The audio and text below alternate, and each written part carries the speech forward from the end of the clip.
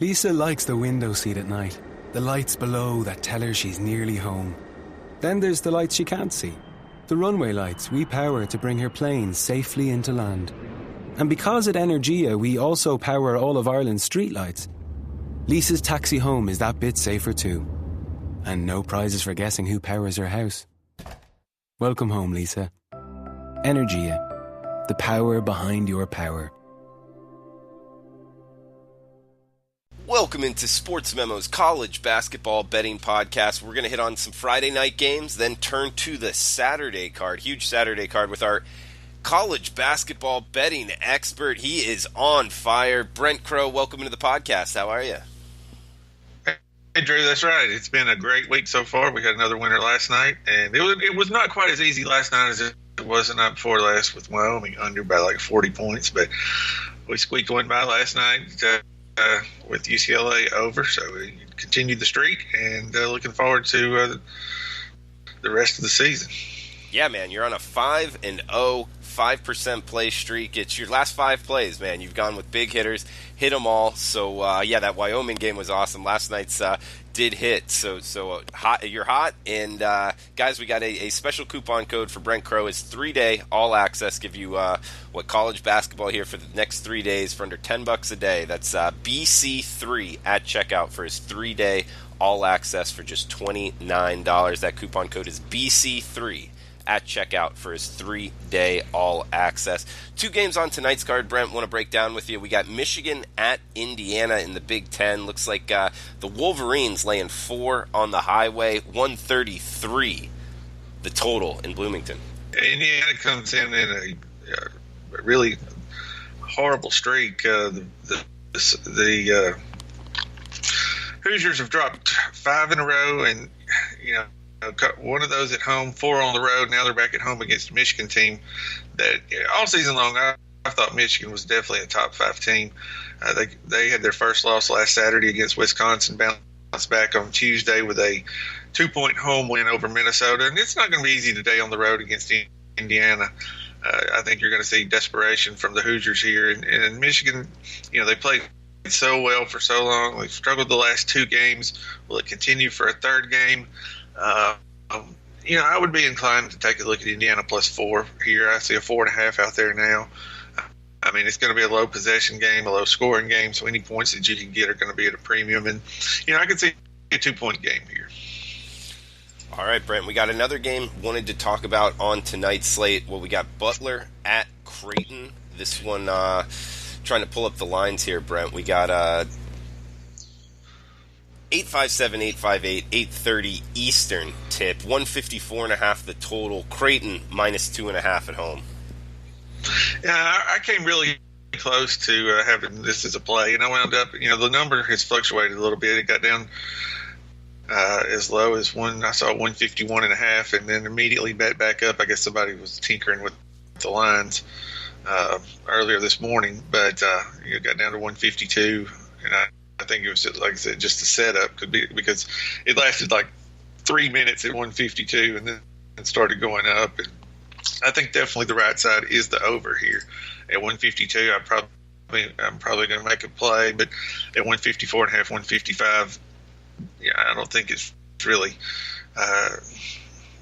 it's definitely not as strong. I mean, 152 is my cut off on this play because I tell you what I've noticed with the Big East Conference, it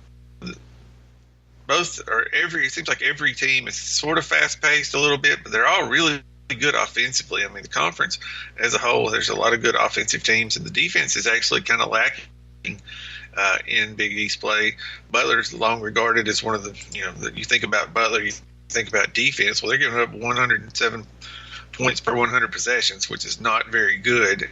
And they're 5th in the conference. So there has been a lot of games that get over the total in the Big East. The problem is the totals, especially when you talk about Creighton, which is a team that likes to play fast and high scoring, you get up in that 155 range. And, as you saw last night with UCLA and Arizona State, I mean, that game was up and down.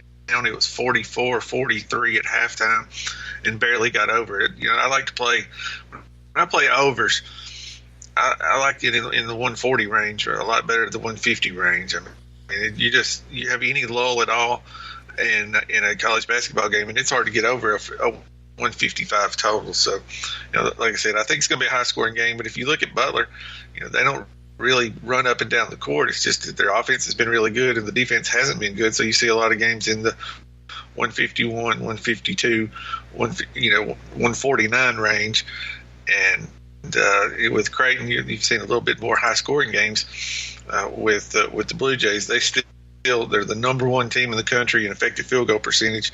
They're number 4 in three-point percentage. They definitely can score. Their defense also a little bit shoddy, and they had a 4-game stretch where they gave up at least 40 or 81 points in all 4 games, all losses, and then turned it around with a win last time against Georgetown. They still gave up 87 in that one, so definitely a lean to the over here. And Brent, when you say someone was tinkering with the line, just I guess for guys that are a little bit newer to betting, that's just a big a big better, a big syndicate, just kind of betting it down, maybe at like $500 a pop until it goes to the point where they like, and then the limits get raised, and then they go in for a lot more money on the over. Is that usually how it works, or can you explain that a little bit better?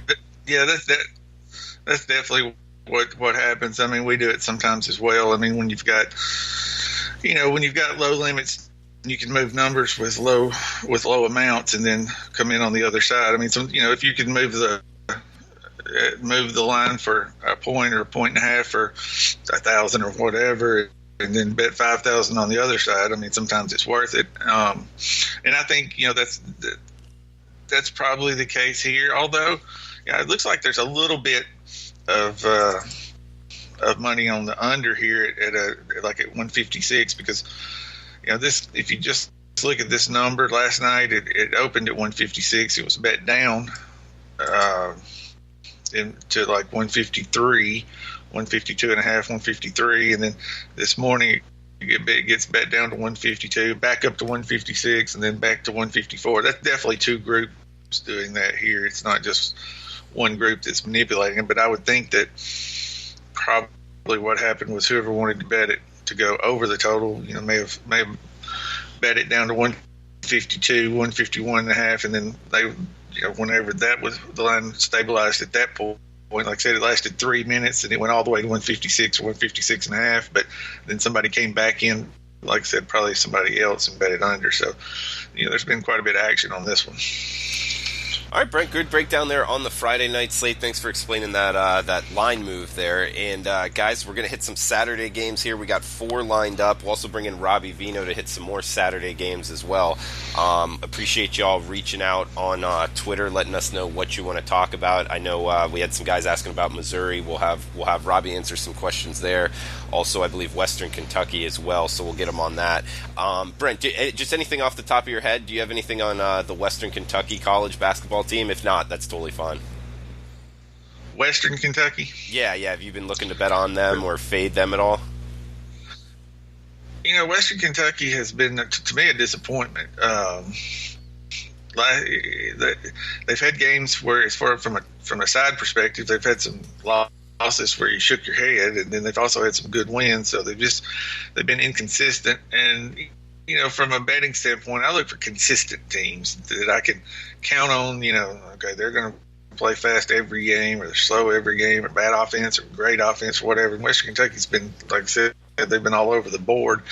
And then from a total perspective, I mean, there were some games early in or about mid-season where they were higher scoring, but then conference play started, and they really focused on defense. And also the offense has not been very efficient. So,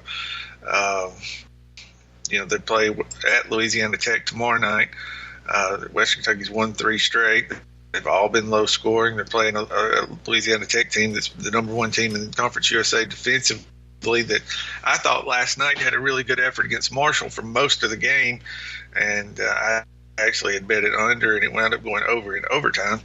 But, like I said, Western Kentucky has just been so inconsistent. I haven't been on them very much. But, if this total's in the 137, 138 range tomorrow, I'd probably look at played it under.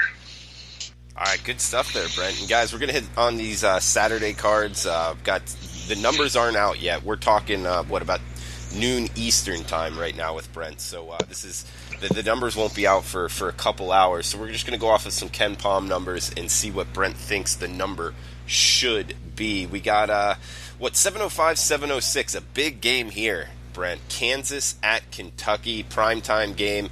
There's going to be a lot of tickets written on this game. It's part of the Big 12 SEC Challenge. And Ken Palm has it Kentucky winning at home 73-69. That would point towards the Wildcats being -4 at home with a total of 142. Seeing those numbers, what does that make you look towards? And, overall thoughts on betting Kansas-Kentucky, Brent? Right now, Kentucky's playing as well as they have all year. They've done it defensively. This Ashton Hagans, they've kind of turned him loose. Somebody said last night he's been a one-man press, and it's really made a difference with Kentucky defensively. I mean, you look at what they've done in three of their last 4 games, they've held their opponents below 55 points. The only exception was on the road against Auburn in that 82-80 win there. But like I said, defensively, Kentucky's long. They're getting some good ball pressure from Hagans, and athletically, probably nobody in the SEC matches up with Kentucky. I mean, that's the case every year. And, it seems like Calipari has really got them focused on playing defense. And, they're number one in the SEC right now in defense. They're 5-1, playing well. And now they're facing a Kansas team that, they've kind of slipped a little bit lately. Kansas got off to a 10-0 start, but they've dropped 3 games. Had a road loss to West Virginia that kind of just fell apart in that one. But I've also noticed with Kansas, I mean, they're not quite as efficient offensively as they have been. They're only 5th in the Big 12 in offensive efficiency, and they missed their big guy, no question about that. And I think that hurts them here. I mean, they've just become such a perimeter-based team. I mean, we saw what they can do against Texas when they're hot. I mean, they scored 80 points against Texas in only 63 possessions, and it just with Kansas, it just seems like if they're hitting shots from 3. Like they did against Texas, where they go 11 of 22. I mean, they can beat anybody, but I think, in terms of where they're at right now, where Kentucky is right now, I like Kentucky a little bit. And also the way Kentucky's playing defense, I like it under. I mean, it's scary to bet under against Kansas. You saw it against Iowa State in their last one. They scored 80 at home. I mean, they're certainly capable. They play fast enough normally, but for some reason, I think this will be a grinded-out game with both teams in the 60s. All right, good stuff there, Brent. Yeah, I agree with you on the Ashton Hagans thing.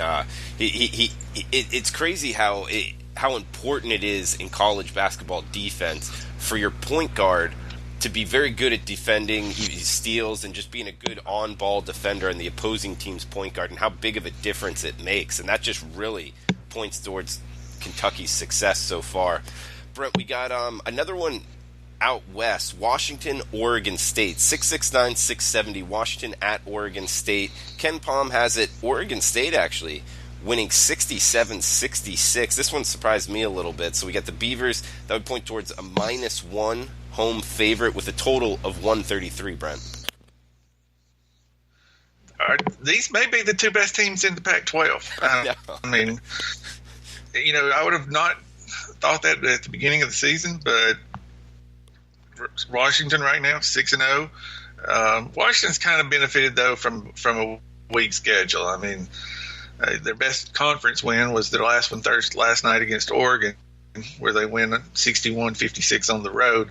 Prior to that, they had beaten California, Stanford, Washington State, Colorado, and Utah. So hadn't played the Arizona schools yet, hadn't played the LA schools yet, and just faced Oregon last night. And then you look at Oregon State. I've been impressed. I mean, Oregon State's always been, they've been weak offensively. It seems like they've had a lot of injuries lately, and they never really have put it together. But from watching them play this year, they have more talent offensively than they ever have. I mean, the Thompson brothers, Trey Tinkle, Kyler Kelly's come along really nicely at center. I mean, they've definitely got some talent this year. They're kind of still looking to play defense, but they're a little more wide open on offense. I mean, they're definitely not a run and gun team, but a little more freedom. offensively, and 4-2 so far. They beat both LA schools. They won at Oregon. Really, the only time they stumbled was on the road against Arizona and Arizona State.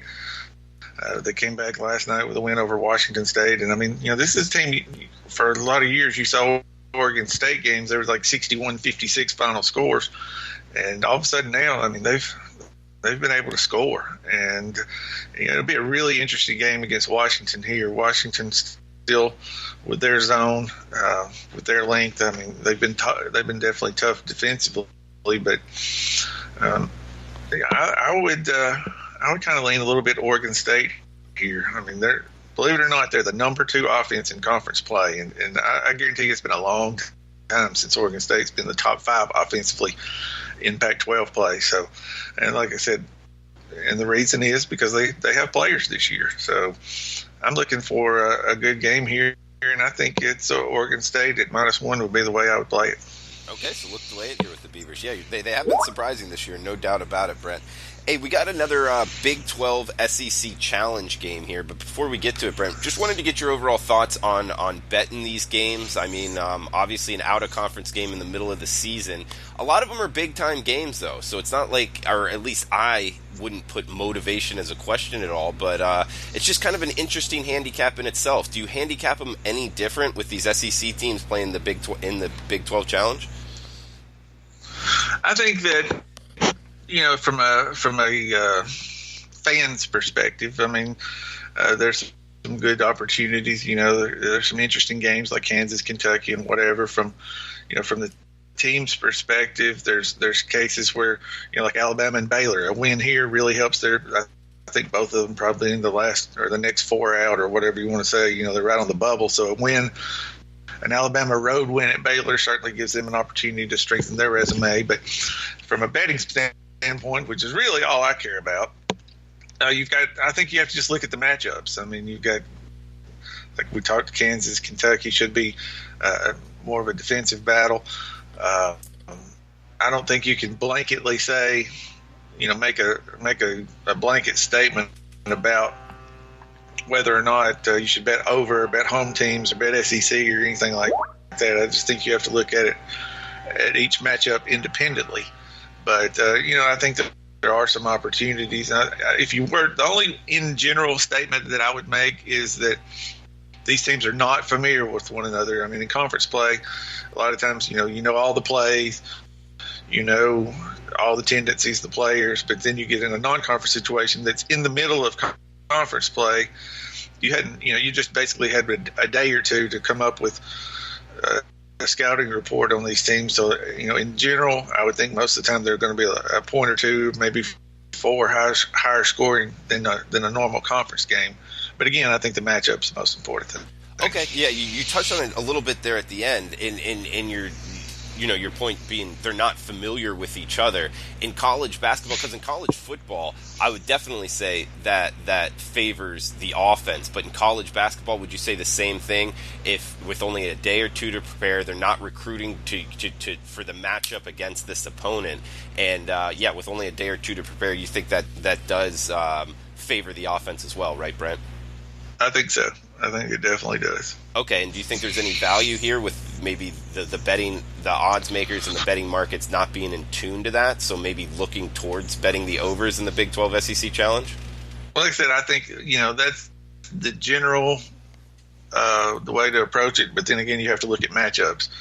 And like I said, with Kansas, Kentucky, I think that matchup is more of a defensive one, so it kind of goes out the window. But say, Iowa State, Mississippi, on the other hand, even though Iowa State's been playing good defense, and they're not familiar with Mississippi, and in games that tend to be not defensive matchups where the matchup is probably favors the offense a little bit. Just the fact that they're not familiar with one another favors the offenses even more in those games. Okay. Great breakdown there, Brent. Thank you for explaining that. That could be useful tomorrow. But we got 699-700 Arkansas, Texas Tech, part of the Big 12 SEC Challenge. Looks like Ken Palm has it. Texas Tech 71, Arkansas 60. This one in in Texas Tech. So Raiders minus 11, 131 the projected total.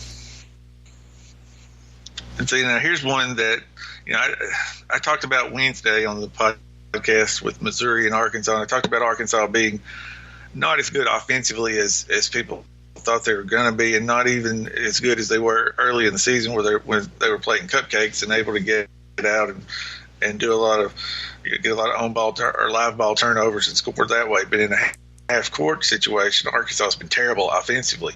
51 points at home against Florida. The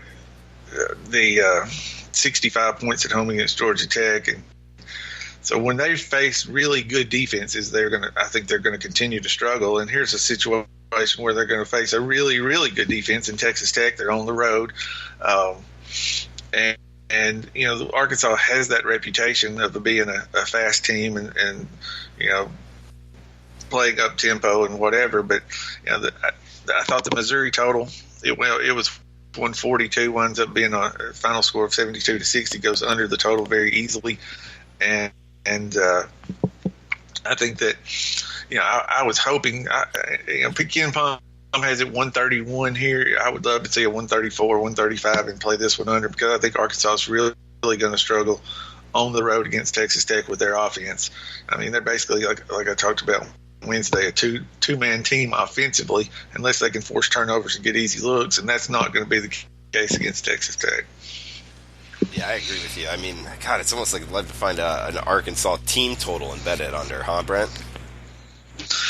Yeah, that would probably be a good one, because, I mean, like I said, Texas Tech, I mean, you look at what they've done defensively since Chris Beard has arrived. And right now they're number one in the nation in defensive efficiency.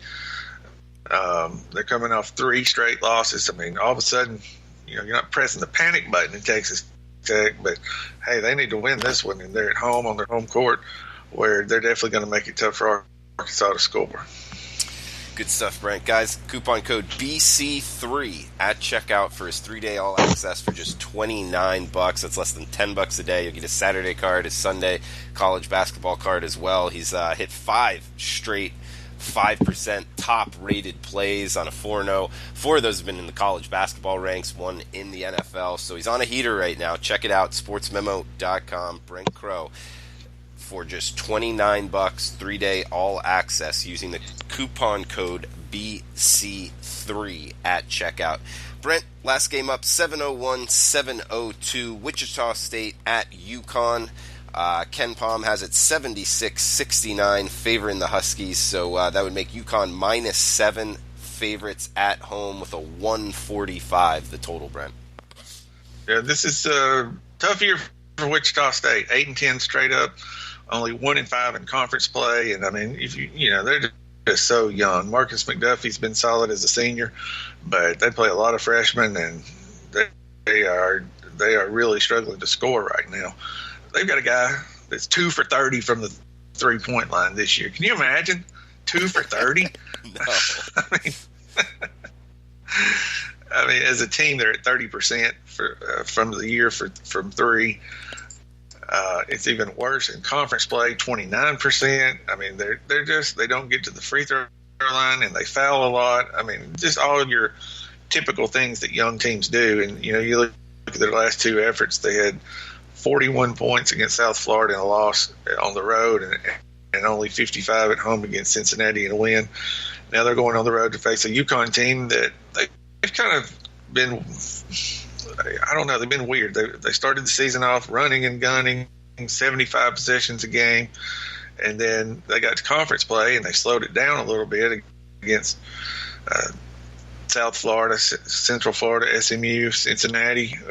Was an under game that went over in overtime. That was a game that I had that lost. And then the last 2 games, they're back to running and gunning. 77 possessions in a win against Tulsa, 74 in a win against Tulane in their last 2. So it's like, okay, well, are we going to start running again? I mean, Hurley actually said we're going to slow it down. And then I don't know what's happened the last 2 games, but I know that the opponent for Saturday, Wichita State likes to play slow, and again, they're just so inefficient offensively. Wichita State has really no choice. I mean, that's one thing that you always – it's that you have to consider as well. When you have teams that can't score, they're going to play slow because they can't get shots. I mean, it's totally it goes hand in hand a little bit. I mean, every now and then you'll have a team that's going to play fast regardless of how bad they are offensively, like Florida International. But a lot of times, like I said, when you're struggling to score, you try to take more time and find better shots. And in Wichita State's case, it hadn't mattered. They just have not been able to get to score for the most part. So I look at this one, and I think that you're probably going to have a lower scoring game. I mean, Wichita State still plays decent defense. Connecticut plays decent defense. And, I mean, like I said, it's just not working on offense right now for Wichita State. Brent, great breakdowns as always, guys. He's on a heater with the 5%ers. Likely have one on tomorrow's card. If not, might have more than one place. So the 3-day all access, a great bet with Brent Crow, and you can get a huge discount on that using the coupon code BC3 at checkout. You can get his 3-day all access for just $29, less than $10 a day. Brent, anything else you want to throw out to the listeners here on Friday before the weekend that might help them out in the betting boards? Not really. I mean, like I said, we've been red hot finally in college basketball, and look to continue that this week. Yeah. Absolutely, man. Keep it up. Have a great weekend, Brent. Thanks for the time, guys. We'll be back in about an hour, maybe two, with Rob Vino to break down some more Saturday college basketball games. Thanks for tuning in. We'll be right back. Lisa likes the window seat at night, the lights below that tell her she's nearly home. Then there's the lights she can't see, the runway lights we power to bring her planes safely into land. And because at Energia we also power all of Ireland's streetlights, Lisa's taxi home is that bit safer too. And no prizes for guessing who powers her house. Welcome home, Lisa. Energia, the power behind your power. At last, Heineken 0.0, the new beer with great taste and zero alcohol, is here. So cheers to working lunches, CrossFit crunches, party nights you choose to drive, the weeknight meetups to watch the big match live. To all of these things we say, Heineken 0.0, now you can.